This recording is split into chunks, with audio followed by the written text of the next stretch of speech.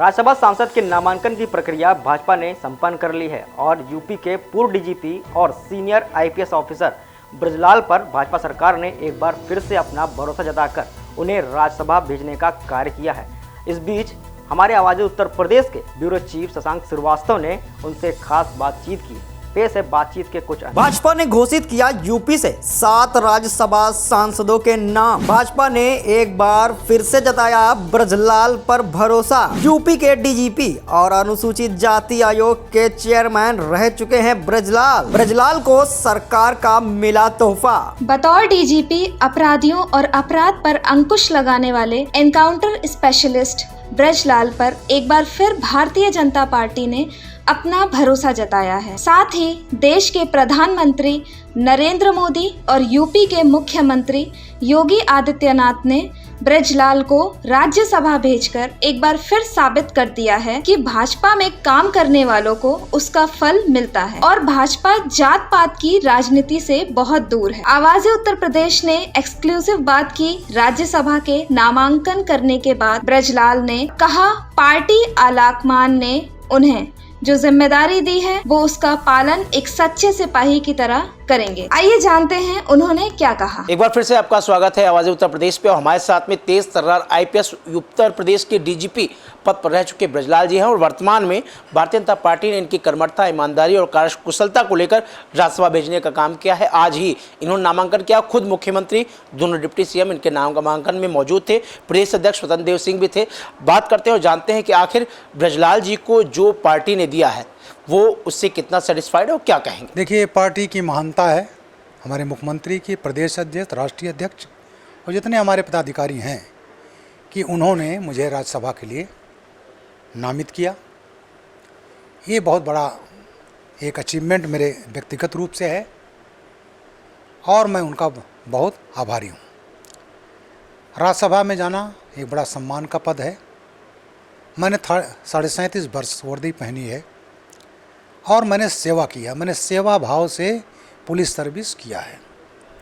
सेवा हमारा जो है लक्ष्य रहा, क्योंकि हमारा मानना था पुलिस की नौकरी में कि जो त्वरित कार्रवाई, त्वरित रिलीफ जो एक पुलिस अफसर दे सकता है वो कोई नहीं दे सकता। सर, अगर आपकी बात करें, अनुसूचित आयोग में आपको चेयरमैन भी बनाया गया था, वहाँ भी आप थे, लेकिन उसके बाद में काफ़ी लंबी गैपिंग थी। कभी आपको ये नहीं लगा कि शायद भारतीय जनता पार्टी ने जो समय इस अंतराल में किया, तो कभी आपको ये नहीं लगा कि कहीं ना कहीं जो आपकी डिजर्वनेस थी उसके साथ में देरी हुई है, अब आपको राज्यसभा ले जा रहे हैं? देखिए, ऐसा है, मैं रिटायर होने के 1 महीना 21 दिन बाद 21 जनवरी 2015 को मैंने बीजेपी ज्वाइन की थी। उसके बाद मैं ज्वाइन कर लिया। अखबारों में बहुत आया, कई लोग कहते थे आप कुछ बना नहीं रहे हैं। हमने कहा देखिए, हमें काम करना है और मैंने काम किया। उसके बाद जब ST आयोग खाली हुआ, मेरे ज्वाइन करने के लगभग 3 साल बाद, अप्रैल 18, चूँकि पद था नहीं तो मुझे तब तक पैनलिस्ट रहा, कार्य समिति का सदस्य रहा। हम धैर्य से अपना रहे। कई लोग कहते थे साहब कहाँ हैं, हम कहा नहीं, हम जो जानते हैं। मैं बीजेपी इसलिए ज्वाइन किया हूँ कि इनकी कार्य पद्धति, यहाँ जब आप अपने मन में आप कह सकते हैं, बाकी आमतौर सोचते हैं मैं दलित हूँ तो बीएसपी में जाऊँगा, वहाँ तो तानाशाही है, वहाँ किसी वहाँ जी हाँ, वहाँ पर किसी पढ़े लिखे दलित की ज़रूरत नहीं है। तो मैं बड़ा सोच समझ के, हमारा जो संबंध था एक पुलिस अधिकारी एक मुख्यमंत्री का था, बहरहाल यहाँ आया। उसके बाद 2018 में मैं कमीशन का चेयरमैन बना और माननीय जोगी जी ने मुझे राज्य मंत्री का दर्जा भी दिया। वो चला लगभग 1 बरस 7 महीना। 65 साल का हुआ पिछले साल नवंबर में, तो उसका है वहाँ से रिटायर हो गया। तो तमाम लोग सोचते थे भाई अब तो साल भर हो रहा है, कुछ बनाए, लेकिन हमने कहा नहीं, हम काम करेंगे। इस बीच में आप देखोगे मीडिया में काफ़ी लिखता रहा, कोई चीज़ आई समसामयिक विषयों पर उस पर करता रहा, पार्टी में काम करता रहा और पार्टी ने मेरी क्षमता को फिर देखा और मुझे राज्यसभा के लिए नामित किया। सर, एक चीज़ और निकल के सामने आ रही, चुनाव नज़दीक है, कहते हैं कि जब गरीब के चावल में पुलाव आ जाता है तो समझ लो प्रदेश में चुनाव आ जाता है। ऐसे में आप जैसे कर्मठ और ईमानदार निष्पक्ष कार्य करने वाले व्यक्ति को कहीं भारतीय जनता पार्टी ने भुनाने की कोशिश तो नहीं की कि जात की राजनीति पर, क्योंकि जो 8 लोग आज थे उसमें आप एक ऐसा नाम थे जिनके लिए जो प्रदेश के सभी लोग जो आपके चाहने वाले हैं, जो आपको जानते व्यक्तिगत, उनको ये मालूम था कि शायद आपको जो आपने आज ये राज्यसभा के लिए चुना है उसमें देरी चुना है। तो ऐसा नहीं चुनाव नज़दीक आ गया इसलिए आपको वो किया? ऐसा है, ऐसा नहीं है। तमाम चीज़ें ये हैं जो मैंने आयोग के अध्यक्ष के रूप में मैंने लिखा है। करीब 65-70 जिलों का मैंने भ्रमण किया। मैं बोलता हूँ हवा में नहीं, फैक्ट पर बोलता हूँ। जो दलितों के लिए बीजेपी ने किया है वो ना कांग्रेस ने किया, ना बहन दी जो दलितों की मसीहा कहती हैं। अब मैं बीएसपी पा जाऊँ। जब इनकी पूर्ण बहुमत की सरकार आई तो बहन जी ने 19 मई 2007 को आदेश किया कि दलितों का मुकदमा मर्डर, हत्या का प्रयास और बलात्कार, इनको छोड़कर SC/ST एक्ट ना लगाया जाए। ये लिखित में है माननीय बहन जी का। जो सुप्रीम कोर्ट ने आदेश दिया, चिल्ला रहे थे जैसे मोदी जी ने डाइल्यूट कर दिया हो। टोटली अगेंस्ट कानून के अगेंस्ट आप कोई गवर्नमेंट ऑर्डर करके नहीं कर सकते हैं। तो पता दलितों को मुकदमे नहीं लिखे गए। बाकी में ST/ST एक्ट, उसको पीटिए, उसको दौड़ाइए, उसको नंगा कर दीजिए। ST/ST नहीं लगेगा तो 323 होगा, कोई कार्रवाई नहीं होती। ये बहन जी ने किया है। मुकदमे नहीं लिखे गए। क्यों? लिखे जाएंगे तो संख्या बढ़ेगी। संख्या बढ़ेगी, कहेंगे देखें दलितों पर अत्याचार हो रहा है। दूसरा, जब तक ST/ST एक्ट नहीं लगा तब तक उसको आर्थिक सहायता नहीं मिलेगी। दूसरा, जब मैं आयोग का चेयरमैन गया तो सपा सरकार में अध्यक्ष उपाध्यक्ष तीनों बैकवर्ड, 17 मेंबर होते हैं, उसमें केवल 5 दलित थे। बाकी सब उसमें शाइस्ता अंबर, सीमा उपाध्याय और क्या क्या। हमने कहा ये कैसे संभव है? बिना एक्ट में अमेंडमेंट किए नहीं हो सकता। माइनॉरिटी एक्ट हमेशा में नहीं हुआ है, बैकवर्ड में नहीं हुआ है। मैंने देखा वो अमेंडमेंट बहन जी ने किया था 21 नवंबर 2007 को, सबके लिए खोल दिया। तो जो एक वॉच डॉग था, तो मैंने इसमें पर्चे बनाए। मैं जहाँ गया, चूँकि मंत्री भी था, मैं पॉलिटिकल बोल भी सकता था, और मैंने दलितों को जागरूक किया। इन बेचारों को नहीं मालूम, मोदी जी जब हुए तो इन्होंने ST/ST एक्ट में अमेंडमेंट किया। 1 जनवरी 2016, पहले 22 अपराध थे, 25 और जोड़ा। ऐसी चीज़ें जो कुरीतियाँ थीं, बारात नहीं निकालने देना, घोड़े पर नहीं करना, कोई प्रधान हो गया काम नहीं करने देना, देवदासी, ये सब ST/ST एक्ट में ला करके इन्होंने काउंटेबल बनाया। और जो आर्थिक सहायता थी, मारपीट में ज़्यादा केसेज 25,000 था, चार्जशीट लग जाए तो 20,000 रुपये मिलता था। बहन जी तो मुकदमे नहीं कायम होने देती थी। इस सरकार ने 14 जून 2016 को किया कि 25% FIR पर, 50% चार्जशीट पर और 25% जजमेंट के बाद। मारपीट में जहाँ 25,000 आज वो 1 लाख हो गया, और उसका आदमी को 2 महीने में गरीब को 75,000 रुपये मिल जाता है। मतलब ये है कि सरकार ने आपके जाति विशेष के लिए काम किया। मर्डर में अगर दलित की हत्या हो जाए, बीजेपी सरकार ने किया, उसके डिपेंडेंट को, उसकी विधवा को 8.25 लाख रुपया, पोस्टमार्टम पर 4 लाख 12.5 हज़ार, और जैसे चार्जशीट 4 लाख 12.5 हज़ार।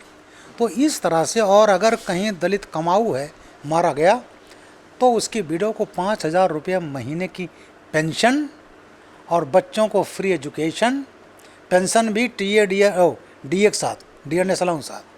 तो ये तमाम चीज़ें थी। घर नहीं है तो घर, ये सब बीजेपी सरकार ने किया। लेकिन ये जो दलित जातियाँ थी, तमाम वो अनभिज्ञ थीं। नया एक्ट था, अधिकारी भी नहीं जानते थे। मैंने 1 लाख पर्चे छापे, गया, इनको समझाया, लोगों को जागरूक किया। तो दूसरा, जब सुप्रीम कोर्ट ने SC/ST एक्ट को डाइल्यूट किया, तो मोदी जी में दम था कि अपने वोटर को नाखुश करके इन्होंने कॉन्स्टिट्यूशनल अमेंडमेंट करके वापस लाया। कहा जाता है कि भारतीय जनता पार्टी सवर्णों की पार्टी है, लेकिन आपको इतना बड़ा पद देके एक मैसेज गया है। आप जिस तरह से अभी तक जिम्मेदारी निभा रहे हैं, चुनाव नज़दीक है 2022, इसमें जो आपको जिम्मेदारी दी गई है, प्रदेश को जो व्यूअर्स है, आपके जो खास लोग हैं, आपके समुदाय के लोग हैं, जो ये समझते हैं कि सवर्णों की पार्टी है, उनको क्या मैसेज? देखिए, हमने काफ़ी हद तक पौने 2 वर्ष में लिख करके उनके बीच में जा करके उनको बता दिया कि तुम्हारा हितैषी कौन है। हमने ये चीज़, एक पर्चा छापा था कि ये बताएं BSP जो बनती है, ये आपके लिए ये किया, आपके कुठाराघात किया है। हमारी बिरादरी है बुनकर कोरी।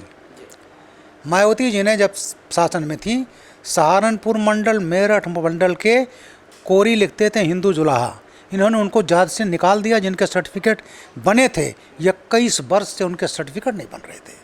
मैं जब आयोग का चेयरमैन गया, माननीय जोगी जी से मिला, तब एक शासनादेश हुआ, भैया हिंदू जुलाहा कोई जाति नहीं है, ये कोरी हैं जो कपड़ा बुनते हैं। तो वो तो बहन जी आज उनके लोग हमारे ऑर्डर के खिलाफ हाई कोर्ट में चले गए, हाई कोर्ट से हार गए, तब सुप्रीम कोर्ट में है।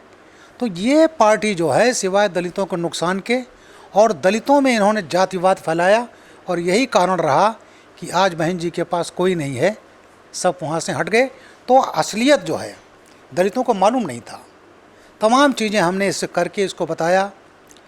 दलित मुस्लिम जो आजकल ये चलता है, हम भाई हिंदू मुस्लिम से सब देशवासी हैं, लेकिन ये जो पॉलिटिक्स चल रही है कुछ लोगों को, लालू यादव ही चलाते थे, MY यादव मुसलमान, यहाँ चला भाई दलित, तो ये मिल करके मुस्लिम जो रावण जी के राजनीति थे CA पर, CA में जानते हैं 75% नागरिकता मिली उन दलितों को जो नमो शूद्र थे, जो बांग्लादेश से भगाए गए थे।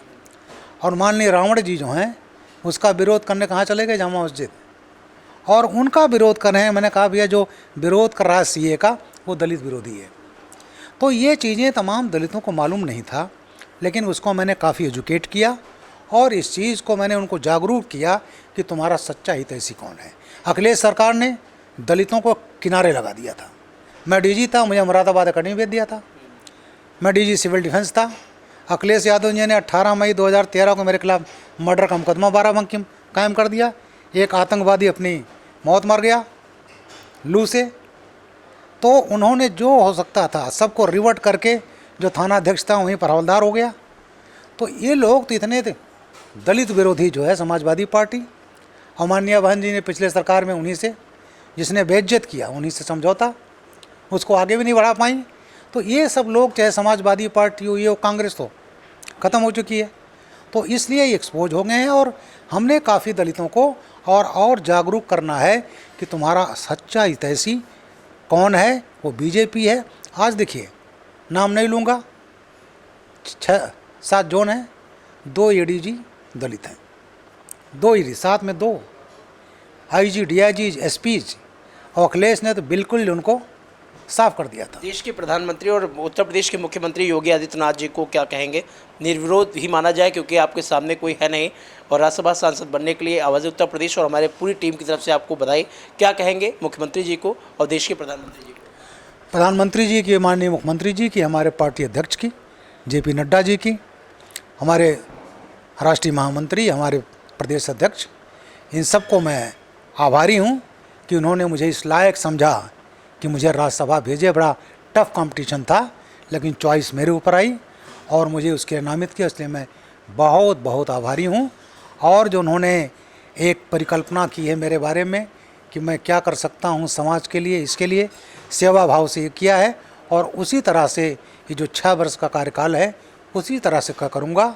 देश के लिए, प्रदेश के लिए, जो मैंने ज़िंदगी भर किया सरकारी सेवा में कमीशन के चेयरमैन के तौर पर, उसी तरह से राज्यसभा में करूँगा। ये थे ब्रजलाल जी, जिनका कहना साफ है कि जो जिम्मेदारी पार्टी के आला कमान ने दी है, जो प्रदेश के मुखिया ने दी है, प्रदेश अध्यक्ष जी ने दी है, ये उन पे खरा उतरने का प्रयास करेंगे। जिस तरह से ये 6 वर्ष है, 6 वर्ष भारतीय जनता पार्टी को समर्पित रहेंगे और कल्याणकारी होंगे। कैमरामैन रोहित के साथ शशांक श्रीवास्तव, आवाज़ उत्तर प्रदेश, लखनऊ टीम। उत्तर प्रदेश की ताज़ा अपडेट्स के लिए बने रहें हमारे साथ और देखते रहें आवाज़ उत्तर प्रदेश।